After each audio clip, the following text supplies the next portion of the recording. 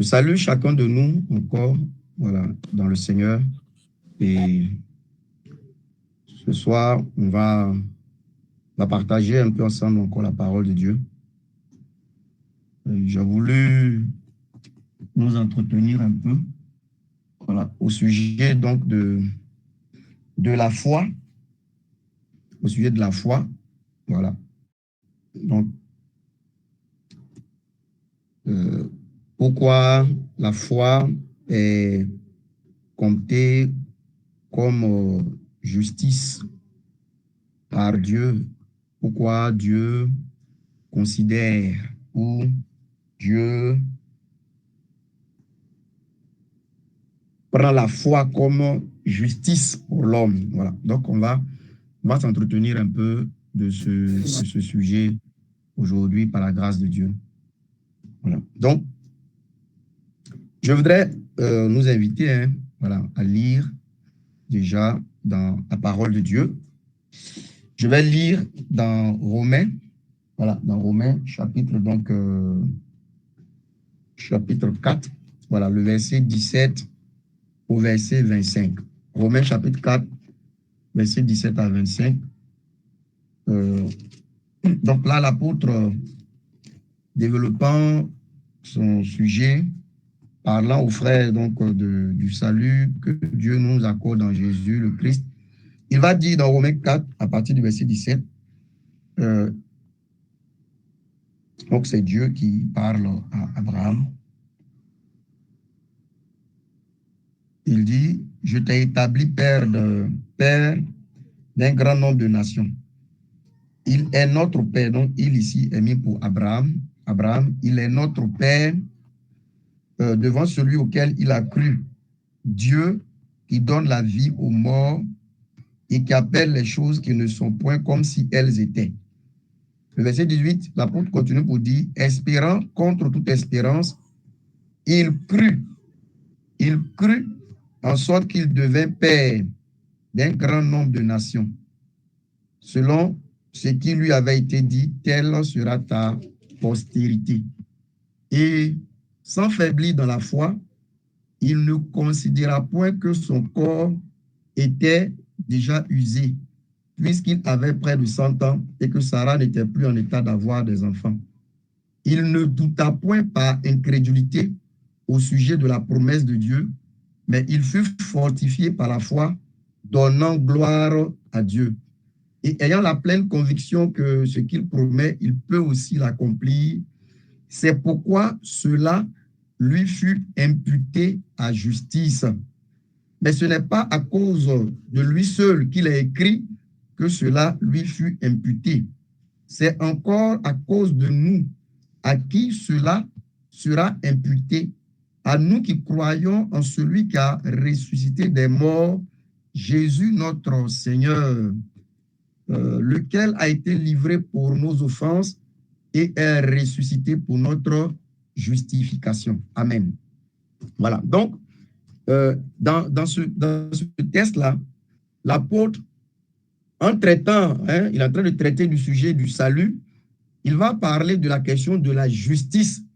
Et particulièrement, il dit ici, en rappelant donc la Genèse, il dit que Abraham a cru Dieu, ou il a cru en Dieu, et cette foi lui a été imputée à justice. Alors, quand on parle de imputer, ça veut dire que la foi d'Abraham a été considérée, a été comptée, a été comptabilisée comme justice.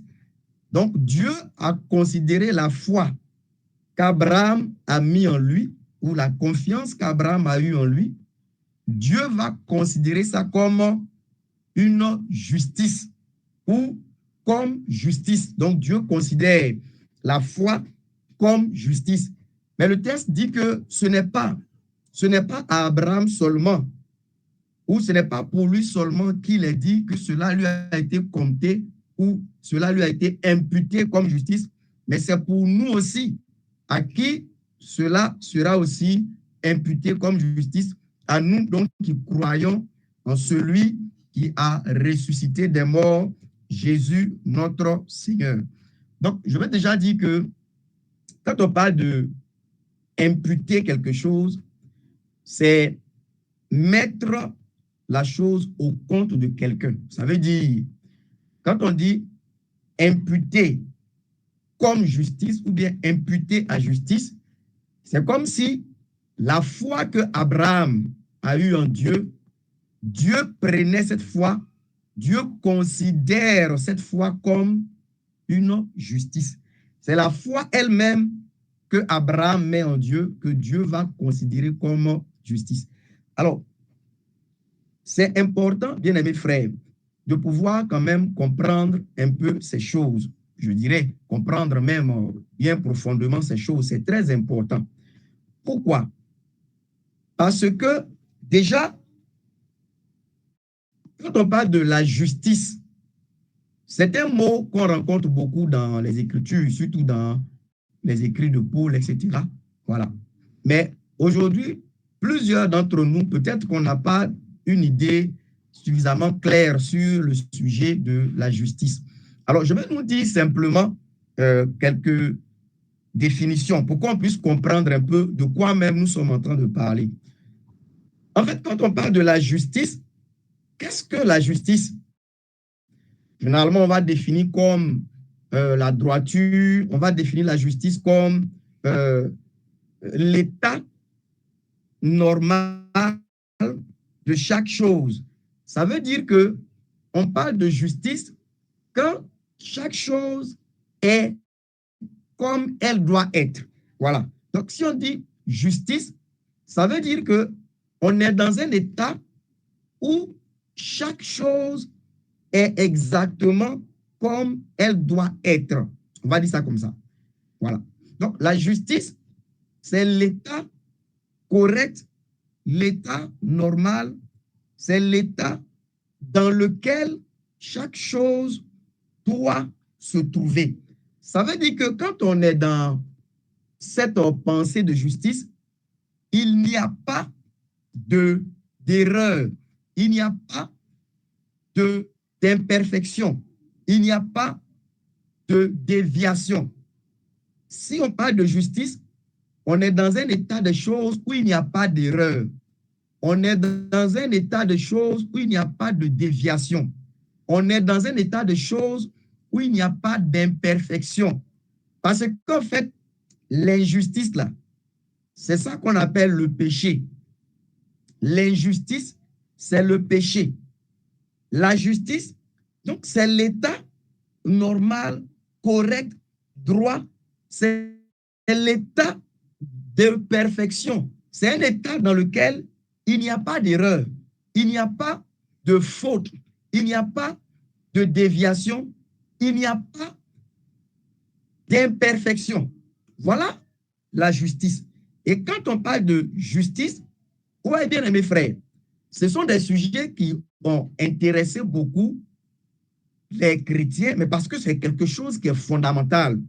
Bon, dans les temps passés, mais aujourd'hui, on est dans un christianisme où beaucoup d'entre nous ne savent même pas, peut-être que ce mot-là, on n'a jamais beaucoup réfléchi là-dessus. On dit oui, justice, voilà la justice, et puis on s'en va. Mais c'est quelque chose d'important à comprendre. Voilà. Et l'on parle souvent de justification. Mais il faut qu'on comprenne ce que ça veut dire. Donc, je veux simplement déjà nous faire comprendre que quand on parle de la justice, on est en train de nous parler d'un état dans lequel chaque chose, je vais dire comme ça, est à sa place, mais non seulement à sa place, mais chaque chose est telle qu'elle doit être. Chaque chose est sans déviation, sans manquement, sans faute, sans péché, on va dire comme ça. Parce que l'injustice, c'est le péché. Voilà. L'injustice, c'est le péché. C'est l'état donc de déchéance. L'injustice, ça veut dire que il y a eu une infection. L'injustice, ça veut dire que l'état primitif, l'état de perfection, l'état normal a été donc infecté, a été gâté, a été renversé. Eh bien, mes frères et sœurs, aujourd'hui, quel est l'état dans lequel tous les hommes, pour ne pas dire la création, de ce côté-ci, là, la terre, avec voilà, les cieux qui sont là, là. Pour ne pas parler des hommes, quel est l'état dans lequel nous nous trouvons vis-à-vis de Dieu? Quel est l'état dans lequel ce monde, cette terre, les hommes, c'est quel état qui décrit donc la situation de cette terre devant Dieu? Nous sommes censés voir par les Écritures, mais par l'expérience aussi, que nous sommes dans un état d'injustice. Ça veut dire que nous sommes dans un état où l'infection, le péché, le désordre est déjà entré. Ça veut dire qu'aujourd'hui, chacun de nous qui sommes connectés ici, si on est vraiment devenu chrétien, si tant est que cela est vraiment une réalité dans nos cœurs, dans nos vies, on doit avoir compris que nous-mêmes, nous sommes tous des injustes. Nous sommes, je veux dire que des hommes qui ont été déchus de l'état de justice primitif dans lequel Dieu nous avait mis au commencement. Au commencement, l'homme, donc notre père Adam, avec Ève, sa femme, était dans un état de justice primitif où il n'avait pas d'erreur, il n'avait pas de péché, il n'avait pas d'imperfection. Mais cet état-là, la parole de Dieu nous rend témoignage que nous sommes tombés. Et quand il dit nous sommes tombés, en Adam, notre père, nous avons été déchus. Donc cet état de justice-là a été perdu. Et depuis que cet état de justice a été perdu, la race des hommes, tous ceux qui descendent d'Adam, là, ils sont dans un état d'injustice, un état de déchéance, un état de péché, un état de perdition. Voilà l'état réel dans lequel l'homme, pour ne dire tous les hommes, se retrouvent devant Dieu. Nous sommes dans un état d'injustice. Et c'est pour cela que quand on parle de lui, sauvé, en fait, être sauvé nécessite que nous puissions retrouver l'état de justice. Sinon, il est impossible de sauver. Écoutez-moi, bien-aimés frères. Il y a certains d'entre nous ici, nous avons des idées beaucoup, je dirais, raccommodées de l'état que Dieu exige, de ce que Dieu demande pour, par exemple, rentrer dans le paradis. Nous avons des idées beaucoup erronées. Et même sur, par exemple, la question du péché, nos idées sont beaucoup erronées également. Voilà. Parce que je dis quoi? Le péché, beaucoup d'entre nous, comment nous le considérons? Mais nous considérons pour la plupart d'entre nous le péché juste sous les caractères grossiers. Ça veut dire que ce sont généralement les choses grossières là. C'est ça que nous on considère comme péché. Ou du moins, c'est ce qui nous trouble quand on le voit dans notre vie. Mais c'est parce que on a une conception totalement, je dis comme ça, enfin, je vais dire erronée, une conception erronée du péché, une conception erronée de ce que Dieu considère comme justice. Vous voyez bien, mes frères, je dis que considérons-nous, bien-aimés, considérons actuellement les anges qui sont dans le ciel avec Dieu. Je dis ça pour pouvoir nous faire comprendre quelque chose. Vous voyez, les anges qui sont actuellement dans le ciel avec Dieu, si un jour Dieu donne ordre à Gabriel d'aller porter une nouvelle à Zacharie, et que Gabriel s'en va porter la nouvelle à Zacharie, il revient. Et que quand il revient, Dieu lui dit, va aussi chez Marie, lui porter une nouvelle. Et que Gabriel dit, ah, pourquoi c'est moi seul on envoie? Et Michael. Dès que Gabriel parlerait ainsi là, il serait jeté du ciel. Il tomberait en même temps. Ça veut dire que cette plainte de son cœur là, de ah, pourquoi c'est moi seul on envoie? Et les autres, ils font quoi? Cette plainte là, ce serait suffisant pour qu'il perde entièrement sa place dans le ciel et qu'il tombe. Vous voyez, ça veut dire quoi? Ce que je viens de dire là, combien d'entre nous-mêmes qui sommes connectés ici, qui avons cru, j'espère, vraiment dans le Christ, ne nous retrouvons pas bien des fois encore dans des murmures, dans des plaintes. Mais souvent, nous ne sommes pas beaucoup dérangés quand on a murmuré, quand on se plaint. Ça ne fait même pas partie des péchés desquels on se repent pour certains d'entre nous. Vu qu'on n'a pas encore trompé notre mari, on n'a pas trompé notre femme, vu que nous, on ne paye pas concours, vu qu'on ne fait pas avortement. Donc, les questions comme murmurer, les questions comme se plaindre, ce sont pas des choses que nous trouvons graves. Mais je dis que un ange qui est au ciel aujourd'hui, la première plainte ou les premiers signes de murmure qui se présenteraient chez lui, ça le ferait tomber dans ce ciel de lumière pour descendre dans les régions inférieures. Parce que le péché, ça veut dire que dès qu'il y a une déviation, dès qu'il y a une petite chose qui est infectée dans l'état dans lequel l'ange a été créé par Dieu, cet ange-là n'est plus en état de rester dans la présence de Dieu. Il doit automatiquement être chassé. Et un exemple encore avec Adam, même notre père. Je dis chaque fois, mais regardons dans le jardin d'Éden, où se trouve avortement que Adam a eu à faire? Où se trouve concours que Adam a payé? Dans le jardin d'Éden, où se trouve adultère que Adam a eu à commettre? Dans le jardin d'Éden, il n'y a pas eu de fornication. Il n'y a pas eu d'homosexualité. Il n'y a pas eu de lesbianisme. Ce qui a eu lieu dans le jardin d'Éden, là, il y a eu une désobéissance à une instruction que Dieu a donnée. Mais regardez, la désobéissance touchant ce fruit d'arbre interdit, cette seule désobéissance-là a été suffisante pour que Adam puisse être chassé du jardin du paradis des délices avec sa femme Ève.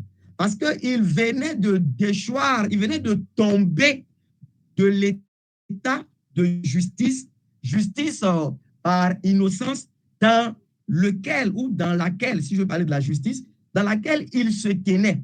Dès qu'ils ont désobéi pour une seule instruction, ils ont perdu, je vais dire comment ça, cet état de justice par lequel ils se tenaient en communion avec Dieu.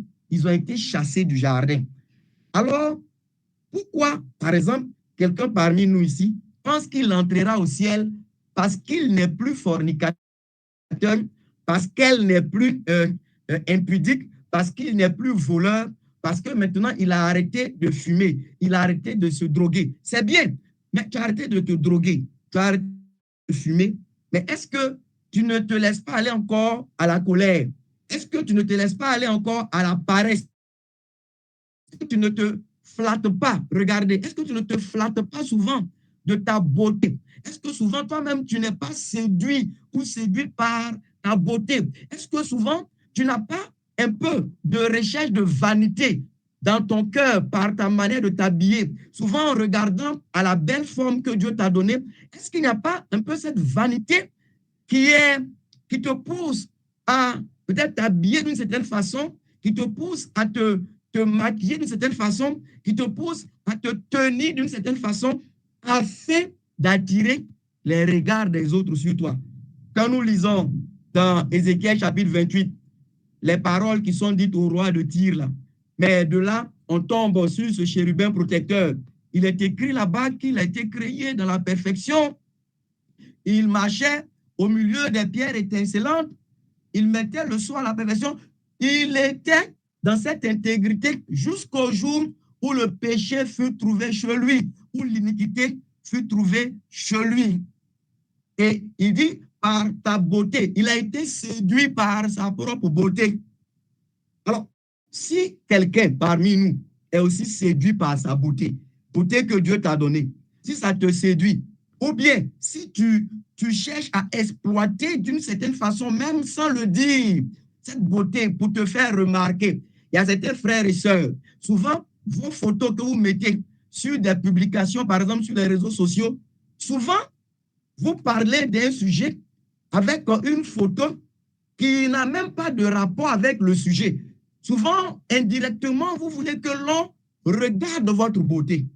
Mais, bien aimé frère, ça, quand la loi de Dieu sonde cela, ça trouve dans le cœur des dispositions de vanité, des volontés d'attirer l'attention, des désirs d'être, par exemple, loué comme beau, comme belle. Et vous voyez, là, je parle ainsi pour qu'on puisse voir un peu l'ampleur du péché, qu'on comprenne que depuis que le monde a été, je vais dire comme ça, déchu, depuis que l'homme a été déchu, notre état est un état d'injustice, un état de péché.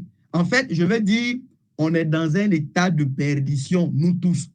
Pourtant, que nous faut-il pour rentrer dans le paradis de Dieu? Que nous faut-il pour être reçus par Dieu à la fin, par exemple, de notre course terrestre dans sa maison? Il ne nous faut pas moins que de retrouver la justice que nous avons perdue. Il ne nous faut pas moins que de retrouver l'état de justice que nous avons perdu. Mais comment le retrouver, cet état-là? Comment on va retrouver cet état? Et vous allez voir que c'est là qu'il y a deux chemins qui s'ouvrent devant de l'homme. Il y a le chemin de ce qu'on appelle la justice par les œuvres de la loi, et il y a le chemin de ce qu'on appelle la justice par la foi. Voilà, la justice par la foi. Alors, rapidement, je ne vais pas nécessairement aujourd'hui en parler, mais le chemin de la justice par les œuvres, là, c'est un chemin qui est, je dis comme ça, impossible à l'homme. En tout cas, si un homme comprend bien l'état dans lequel il est, il ne peut pas désirer une quelconque justification par les œuvres de la loi. Parce que le principe de cette justification-là, c'est déjà quelque chose qui est violé par l'homme. Il est dit, celui qui fera ces choses-là vivra par elles. Mais nous sommes déjà tombés. Voilà, on est déjà dans un état d'imperfection. Donc, c'est même un chemin qui nous est déjà impossible. On ne peut pas suivre ce chemin. Le chemin qui nous est accessible, c'est le chemin de la justification par la foi. La justification dans le principe de la foi. Maintenant, ici particulièrement aujourd'hui, j'ai voulu nous montrer pourquoi la foi est comptée à l'homme comme justice par Dieu. Pourquoi Dieu, il considère la foi qui naît dans le cœur d'un homme pécheur. Pourquoi cette foi qui naît dans le cœur d'un homme pécheur, Dieu la compte ou bien la considère comme justice. Ça veut dire que c'est comme si cette foi-là tenait lieu de justice et donc donnait à l'homme de retrouver, on va dire comme cela, à nouveau la communion avec Dieu afin d'avoir part au royaume promis par Dieu. Alors, je vais avancer un peu. Pourquoi donc cette foi-là, elle est comptée à l'homme comme justice de la part de Dieu? Mais bien aimés frères, c'est parce que la foi en question, la vraie, et pendant que je parle ainsi, assure-toi que tu as cette vraie foi. Ne dis pas, je vais à l'église, ce n'est pas de ça que je suis en train de parler. Ne dis pas que je suis dans telle communauté, ça fait longtemps. Ce n'est pas de ça que je parle. Ne dis pas que je joue tel rôle dans telle communauté chrétienne. Non, non, non, non. Je suis en train de parler de la foi vivante que Dieu considère comme justice et donc qui nous rétablit dans la communion avec Dieu, qui nous redonne les droits et les privilèges perdus et qui par-dessus tout nous ouvre l'entrée dans le royaume éternel de notre Seigneur et Sauveur Jésus-Christ. Et par cette foi, Dieu, il demeure juste en justifiant celui qu'il a. Donc, celui qu'il a, il est déclaré juste par Dieu, mais en même temps, cela ne donne pas à Dieu d'être blâmé lui-même d'injustice, parce qu'il est écrit dans la sagesse, donc dans les proverbes, que celui qui justifie l'impie et celui qui, par exemple, condamne le juste, les deux sont en abomination à l'éternel Dieu. Donc, devant Dieu, si quelqu'un est impie et que tu dis non, ça va, ce jugement-là fait que toi-même, tu es quelqu'un d'abominable. Maintenant, si quelqu'un est juste, que tu dis que tu le condamnes, c'est un jugement inique. Voilà. Donc, comment Dieu peut justifier l'homme pécheur? Comment Dieu peut justifier l'homme impie tout en n'étant pas lui-même blâmé comme injuste? C'est par le moyen de la foi au travers de cette rédemption, œuvre merveilleuse, œuvre de réparation, œuvre de correction, œuvre de restauration, de rétablissement que le Christ, le Fils de Dieu, a accompli en croix pour que, je vais dire comme ça, Dieu puisse aussi appuyer pour déclarer l'homme pécheur qui croit juste tout en restant lui-même juste. C'est ce que la parole de Dieu nous développe par Paul, notamment dans Romains chapitre. Mais c'est dit, pourquoi la foi, donc, Dieu la considère comme justice? Mais c'est parce que cette foi véritable-là, elle manifeste à Dieu, enfin, elle manifeste à l'homme.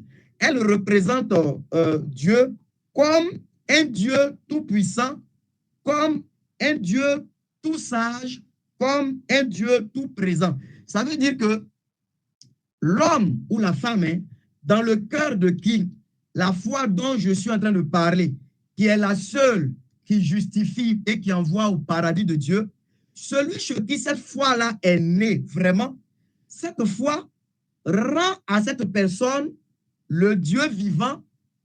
La foi représente Dieu dans le cœur de cette personne comme le Dieu tout-puissant. La foi dont je parle représente Dieu dans le cœur de la personne qui croit comme un Dieu qui est tout sachant, et cette foi représente Dieu aussi dans le cœur de la personne qui croit comme un Dieu qui est présent. En fait, cette foi qu'on appelle aussi confiance, quand elle est vraiment née dans un cœur, quand elle est née dans un cœur et qu'elle rend Dieu à cette personne qui croit comme Dieu tout puissant, Dieu tout présent, Dieu tout sachant, alors ce type de confiance qui permet à l'homme croyant de reconsidérer Dieu comme un Dieu qui peut tout, de reconsidérer Dieu comme un Dieu qui sait tout, de reconsidérer Dieu comme un Dieu qui est présent en tout temps et partout avec lui. Cette fois, Dieu la considère comme justice. Et mes bien-aimés frères et sœurs, n'est-ce pas en effet justice que de recevoir Dieu comme le Dieu qui peut tout faire? Quand un être, un homme, une femme, quelqu'un parmi nous ici, commence par cette confiance intérieure à recevoir, quand il dit recevoir, ça veut dire à accepter, mais accepter d'une manière sincère et profonde que Dieu est un Dieu qui peut tout faire. C'est vraiment justice dans le cœur et dans la vie de cette personne que de, par exemple, recevoir Dieu comme un Dieu qui sait tout, comme un Dieu qui est sage dans toutes ses voies. C'est vraiment justice, bien-aimés frères et sœurs, que de recevoir Dieu par la foi comme un Dieu qui est toujours présent avec nous. Vous voyez bien, mes frères, quand quelqu'un, par cette confiance qui naît intérieurement, et c'est une chose très, très, très manifeste, réelle, pour ceux d'entre nous qui l'avons déjà expérimenté, nous pouvons en rendre témoignage. La foi, qui n'est pas simplement une affaire d'aller à l'église, c'est une confiance profonde en Dieu, mais je vais dire comme ça, qui rend Dieu présent, qui rend Dieu vivant, qui rend Dieu réel. Et vous vous rappelez que dans Hébreu, il est dit qu'il faut que celui qui s'approche de Dieu croit que Dieu est, qu'il croit que Dieu existe et que ce Dieu-là, il récompense ceux qui le cherchent. La vraie foi, elle nous redonne cette conscience de la présence de Dieu, cette conscience de la puissance de Dieu, cette conscience de la sagesse de Dieu. Elle remet dans le cœur et dans la vie ces trois grandes réalités touchant Dieu. Ce sont ici trois grandes réalités sur lesquelles s'appuie la foi. La puissance de Dieu, la sagesse de Dieu, la présence de Dieu. Et vous voyez, je vais vous citer une pensée de David Martin, un serviteur de Dieu, par rapport à la question du péché. David Martin, il dit, par rapport au péché, il dit, quand l'homme pêche, il perd de vue la grandeur de Dieu. Quand l'homme pêche, il perd de vue la grandeur de Dieu, son autorité, ça veut dire l'autorité de Dieu, la sainteté de Dieu, la justice de Dieu, la vérité de Dieu. En un mot, toutes les perfections divines disparaissent de devant ses yeux. Et Dieu n'est plus rien à cet homme qu'une idole sans yeux, sans main, sans intelligence. Vous voyez, il est en train de faire comprendre que, en fait, le péché, bien aimé frère, ce qu'on appelle donc l'injustice, hein, c'est le péché, c'est une chose qui s'établit dans la vie de quelqu'un. C'est quelque chose qui s'accepte dans la vie de quelqu'un. C'est quelque chose qui se consolide dans la vie de quelqu'un quand cette personne perd de vue Dieu comme étant un Dieu tout-puissant, un Dieu tout sage et un Dieu tout présent ou toujours présent. Parce que c'est quand on perd de vue Dieu, on perd de vue la présence de Dieu, on perd de vue la puissance de Dieu, on perd de vue la sagesse de Dieu. C'est ça qui nous introduit, nous consolide, nous établit dans une vie d'injustice, de péché dans laquelle nous sommes à l'aise. Mais qu'est-ce que la foi fait? La foi, la véritable foi, elle va rendre ces choses vivantes à nouveau dans le cœur du croyant. Ces choses, ça veut dire, la vraie foi, elle ramène dans le cœur et dans la vie de l'homme qui croit Dieu comme un Dieu qui est toujours présent avec lui. Elle ramène dans le cœur du croyant Dieu comme un Dieu qui est tout sage, qui sait toutes choses. Elle ramène, elle redonne aux croyants la pensée que Dieu est un Dieu qui est tout puissant. Et cette foi-là, l'Écriture nous dit que c'est un don de Dieu.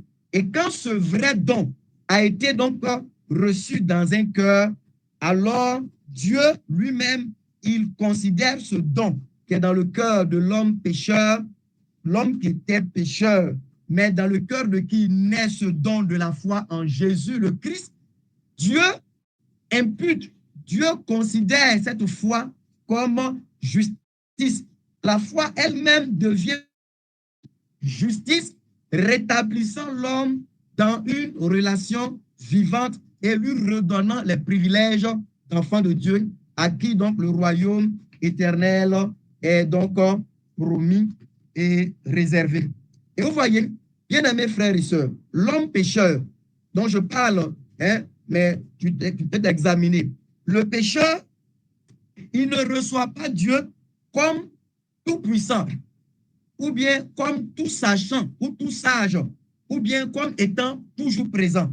Le pécheur, il ne reçoit pas Dieu comme ça. Dans le psaume 14, le verset 1, hein, je vais lire ça, dans le psaume 14, verset 1. Donc le pécheur, lui, il ne reçoit pas Dieu comme un Dieu qui est toujours présent, comme un Dieu qui est tout puissant, comme un Dieu qui est tout sage. Non, le pécheur ne reçoit pas Dieu comme ça. Dans le psaume 14, le verset 1, il est écrit, l'insensé dit en son cœur, il n'y a point de Dieu. Ils se sont corrompus, ils ont commis des actions abominables, il n'en est aucun qui fasse le bien. Donc vous allez voir que le pécheur, pour pouvoir commettre les actions abominables, pour pouvoir vivre dans le désordre, dans le péché, il lui dit dans son cœur, il n'y a point de Dieu. Voilà. Donc, l'incrédulité, cet aveuglement sur l'existence réelle de Dieu, ça fait que ces hommes qu'on appelle ici insensés, ils se livrent donc à toutes sortes d'actions abominables, à toutes sortes de choses honteuses. Mais c'est parce qu'ils perdent de vue la présence de Dieu. Dans Job chapitre 21, Job 21, voilà, le verset 14 et 15, je nous lis ça aussi. Job 21, verset 14 et 15, où se trouve ce livre-là? Job 21, voilà. Job 21, verset 14 et 15. On peut voir là-bas, il est écrit, il disait, donc en parlant des pécheurs, il disait pourtant à Dieu, retire-toi de nous. Nous ne voulons pas connaître tes voies. Qu'est-ce que le Tout-Puissant, pour que nous le servions, que gagnerons-nous à lui adresser nos prières? Voilà une parole encore de l'homme pécheur. Donc, le pécheur, il ne reçoit pas Dieu il ne reçoit pas Dieu comme tout-puissant, comme un Dieu qui est sage dans toutes ses voies, comme un Dieu qui est présent tout le temps avec lui. Et cela, naturellement, le consolide dans le mal, cela le consolide dans le péché, cela le consolide dans une vie mauvaise. On voit que la foi, ça permet à l'homme croyant de voir Dieu avec lui tout le temps. L'homme croyant croit Dieu comme pouvant tout, pouvant faire au-delà même de ce qu'on pense ou demandons. Et la foi permet de réaliser que Dieu est aussi tout sage. C'est ce qu'on peut voir dans Deutéronome chapitre 4. Hein, je lis ça aussi rapidement. Deutéronome 4, versets 5 à 6. La foi, la véritable, nous montre Dieu aussi comme un Dieu qui est sage dans toutes ses voies.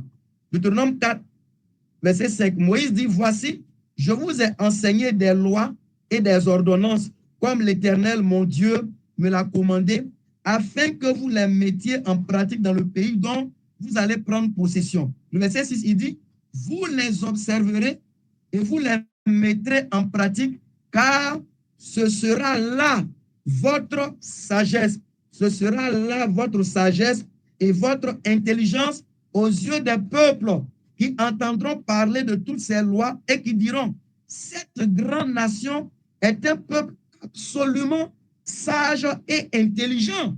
Cette grande nation est un peuple absolument sage et intelligent. Donc, dans ces trois textes, Éphésiens 3, verset 20, on voit la puissance de Dieu.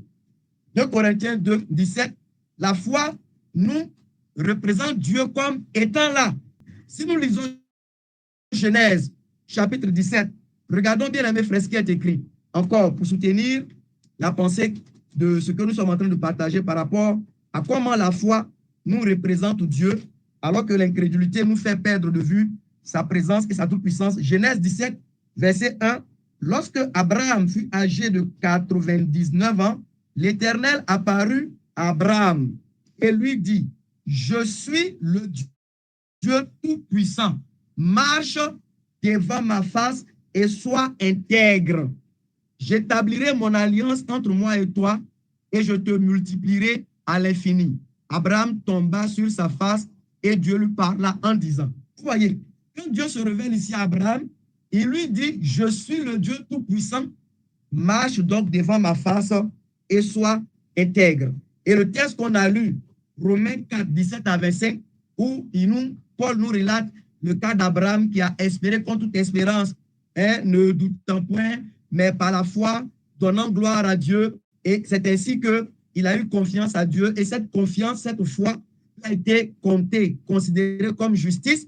Mais Paul dit que cette foi qui lui est comptée comme justice, c'est aussi une prophétie pour nous, à qui nous aussi, la foi que nous mettons en ce Dieu qui a ressuscité Jésus d'entre les morts, Jésus notre Seigneur, qui a été livré pour nos péchés à la mort, mais qui est ressorti du tombeau victorieux 3 jours plus tard pour notre justification. La foi, la confiance que nous mettons en ce Dieu qui ressuscite les morts, la confiance que nous mettons en ce Dieu qui a reçu le sacrifice de Jésus, le prix que Jésus a offert par son sang précieux. Quand nous croyons cette parole, nous aussi, cette foi nous est imputée à justice, elle nous est comptée comme justice et elle nous rétablit dans une relation filiale, une relation de paix, une réconciliation avec Dieu. Elle nous redonne nos privilèges d'enfants de Dieu et elle nous ouvre l'entrée dans le royaume éternel de notre Seigneur et Sauveur Jésus-Christ. Vous voyez, bien aimés frères, mais quand nous mettons le texte 17 avec le texte de Romains 4 que nous avons lu au début ensemble, nous voyons de ces deux textes des Écritures ressortir la pensée selon laquelle la foi, elle reçoit Dieu, comme on a dit là, elle reçoit Dieu comme un Dieu tout-puissant, un Dieu tout sage, un Dieu qui est tout présent. La foi a pour grand objet la puissance de Dieu, la sagesse de Dieu, la présence de Dieu.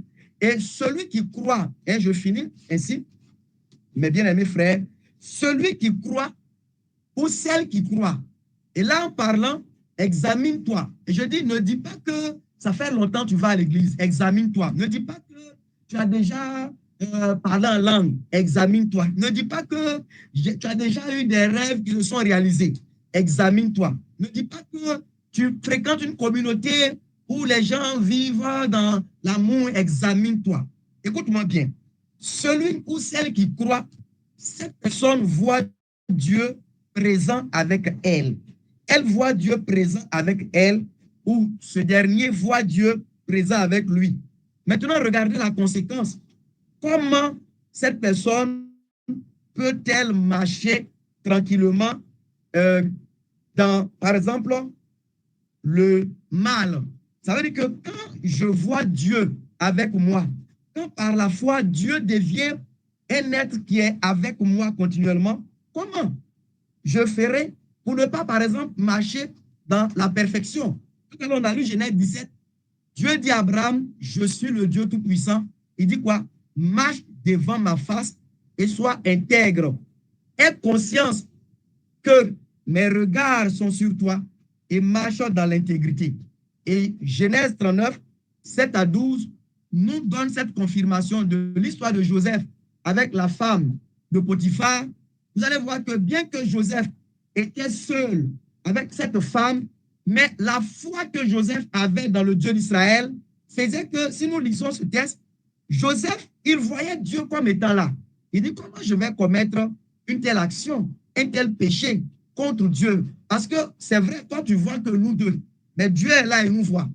Bien-aimés frères et sœurs, la véritable foi, elle ne peut pas nous laisser dans une vie de péché et puis on est à l'aise, dans une vie de souillure, dans une vie de débauche, dans une vie de fausseté, dans une vie de colère, de paresse, de jalousie, dans une vie d'adultère, vous voyez, non? Dans une vie de mensonge, dans une vie d'injustice, dans une vie de fraude, dans une vie de vanité, hein, dans une vie d'orgueil. Et puis, cela ne nous dit rien. Bien aimés frères et sœurs, pendant que je parle ici, je ne veux pas dire, je ne veux pas te demander s'il ne t'arrive pas de péché. Parce que Jean l'apôtre a dit, même pour les croyants, si nous prétendons que nous n'avons pas de péché, nous mentons et la vérité n'est pas en nous. Mais je vais te demander, si tu prétends avoir la foi véritable qui sauve de l'enfer et qui rend juste pour la vie éternelle, est-ce qu'aujourd'hui, tu es quelqu'un qui est mal à l'aise, qui est dérangé, qui est quelqu'un qui est véritablement même souvent presque désespéré quand tu te retrouves dans un péché, que ce soit un péché grossier ou même un péché intérieur où personne ne voit. Par exemple, quand tu te retrouves dans ton cœur en train de murmurer contre quelqu'un, est-ce que tu te prends pas même en aversion? Selon qu'il a dit dans Hébreu, en parlant de notre modèle, tu as aimé la justice et tu as haï l'iniquité. C'est pourquoi, oh Dieu, ton Dieu t'a oint. Est-ce que toi qui es là aujourd'hui, là, quand tu te retrouves dans l'iniquité, même par mégarde, est-ce que cela te dérange, cela te déplaît? Est-ce que tu te sens sale, tu te sens souillé, tu te sens honteux? Est-ce que le péché est quelque chose qui a une valeur, je veux dire que, qui sent mauvais à tes narines, qui te blesse, qui te trouble, qui fait que tu perds ta joie et ta sérénité? Toute personne qui se trouve à l'aise dans le péché n'a pas la foi qui sauve. Toute personne qui se trouve à l'aise dans le péché n'a pas la foi qui sauve. Par exemple, si tu es dans un groupe musical qui finit de et tu t'en vas dormir dans le foyer de concubinage, la foi que tu as, c'est la foi des démons. Elle est vaine. C'est la foi qui dit, je crois que Dieu est un, que Jésus est son fils, que son sang est versé pour moi. Mais on n'est pas dérangé dans le concubinage. On n'est pas dérangé dans la fraude. On n'est pas dérangé dans le mensonge. On n'est pas dérangé dans la corruption, dans la colère, dans les faussetés, dans toutes sortes de mauvaises œuvres. Bien aimés frères et sœurs, quand Abraham entend, je suis le Dieu Tout-Puissant, marche devant ma face et sois intègre. Bien aimé frère, Joseph, ayant cette foi vivante dans le Dieu d'Israël, même quand il se retrouve seul, il ne dit pas gloire à Dieu. Les frères ne sont pas ici.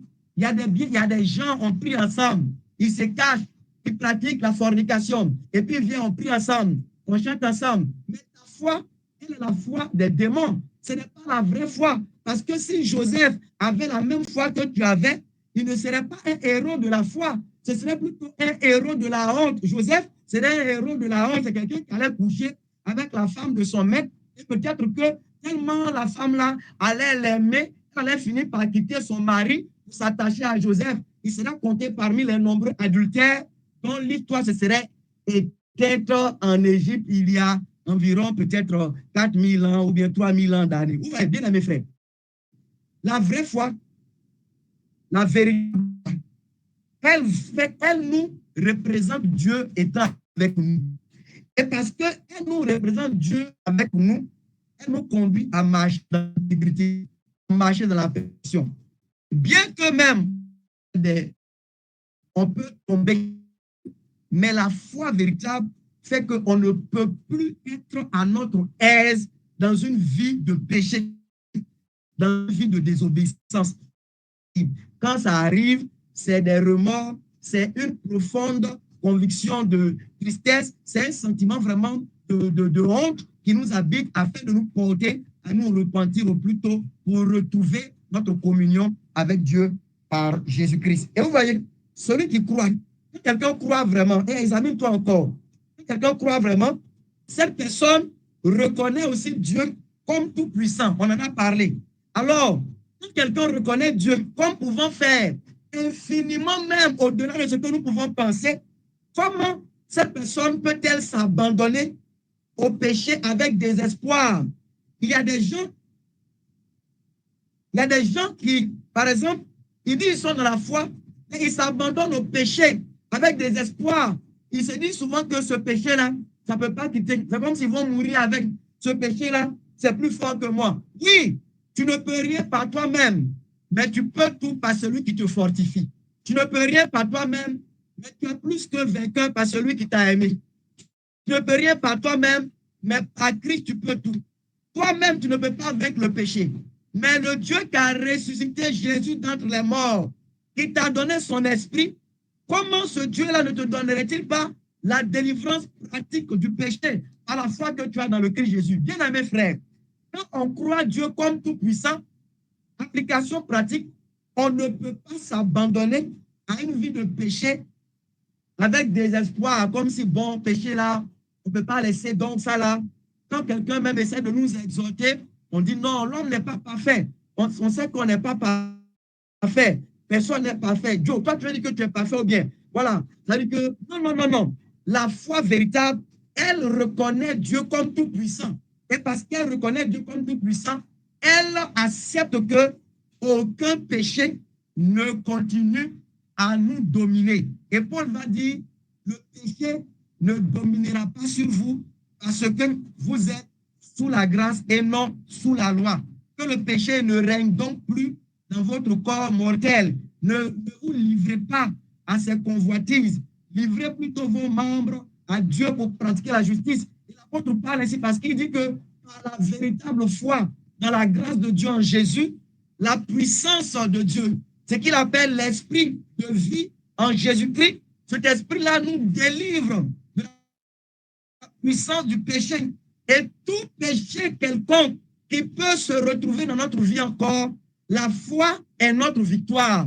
Et Jean chapitre 5, la victoire qui a triomphé du monde, c'est notre foi. Mais la foi véritable, c'est notre victoire. Pendant que tu y demeures, la victoire va ainsi donc être manifestée, quels que soient les péchés. Même si ça ressemble au fils d'Anak, Haïma, Talmaï, Sheshaï, ces géants, la foi d'un Josué, la foi d'un Caleb les fait tomber. Quels que soient les types de péchés, la puissance du péché qui peut aujourd'hui être en train de te dominer, t'effrayer. Quand tu les regardes, tu te dis que wow, ça, c'est des fils d'Anak. Mais Dieu, le Tout-Puissant, n'a-t-il pas dit, je vous ai donné ce pays, je vous ai livré ses habitants, soit comme Josué, soit comme Caleb, dit que par la foi, je marcherai, par la foi, je triompherai, par la foi, je vaincrai, par la foi, la colère n'aura pas raison de moi. Par la foi en Jésus qui est mort pour moi, le vieil homme, l'ancien ascendé, a été crucifié. avec ses passions. Et il y a une nouvelle assemblée qui prend plaisir à la justice, qui prend plaisir à la lumière, qui prend plaisir à la débonnaireté. Ce nouvel assemblée, c'est une assemblée qui est douce. Ce nouvel assemblée, c'est une assemblée qui pardonne facilement. Ce nouvel assemblée, c'est une assemblée qui aime son prochain, qui aime son ennemi même. Je crois cela. Et c'est sur cette base-là que je vais contre les fils d'Anak qui occupent le territoire de Canaan, territoire que Dieu m'a donné en Jésus le Christ, par son agneau qui a été immolé dans le pays d'Égypte. Je vais donc dans la foi pour prendre possession des territoires de la vertu, le fruit de l'esprit, la bonté, la douceur, l'amour, l'humilité, la sagesse, tout ce fruit-là, je vais entrer concrètement en possession de ce fruit merveilleux et multiple de l'esprit par la foi bien-aimée. Mais ceux qui marchent selon la chair et qui sont dans le rationnel, ce sont ceux-là qui sont comme les autres qui disent que non, quand on regarde concrètement là, on ne peut pas. Colère là, on ne peut pas. Vol, on ne peut pas laisser. Mensonge, on ne peut pas laisser. Tout le monde ment. Ouais. Abidjan ici, là, on ne peut pas vivre sans chercher femme. On ne peut pas vivre sans chercher garçon. Ça, là, c'est les choses, on fait avec. C'est vrai, on prie, mais bon, voilà. Un peu, on se débrouille. Non, bien aimé, ça, c'est le langage de la défaite. Ce n'est pas le langage de la victoire. Ce n'est pas le langage de la foi. Et voilà, bien aimé frère, celui ou celle qui croit, il voit Dieu présent avec lui. Cela le conduit à marcher dans la perfection. Celui ou celle qui reconnaît Dieu comme tout puissant, il ou elle donc de Dieu pour pouvoir être vainqueur pratique de tous ses péchés. Et pour finir, celui ou celle qui croit reconnaît Dieu comme étant tout sage, tout intelligent. Et c'est ça aussi qui le conduit à ne pas remettre en cause la parole et les instructions de Dieu, à ne pas discuter les préceptes de la parole de Dieu, même si cela n'est pas populaire, même si cela n'est pas reçu par le grand nombre, mais il les croit, il les reçoit parce qu'il se dit que celui qui a parlé, il est sage dans toute voix. Et vous voyez bien, mes frères, il est 21h. Voilà un peu, on peut dire beaucoup de choses, mais la foi dont je viens de parler là, assurons-nous chacun que nous l'avons. Assurons-nous que dans notre affaire d'aller à l'église là, c'est une telle confiance en Dieu que nous avons qui fait qu'on voit Dieu comme tout puissant, extrêmement puissant pour nous donner d'être nouveaux et nous délivrer de tout péché. Qui voit Dieu comme tout présent, extrêmement toujours présent, de telle sorte que nous marchons dans l'intégrité en ayant conscience qu'il a ses regards sur nous. Qui fait que Dieu est tout sage, tellement sage que nous prenons toute sa doctrine sans discuter, parce qu'on se dit que celui qui a dit que nous marchons ici, là, c'est lui-même qui est la sagesse.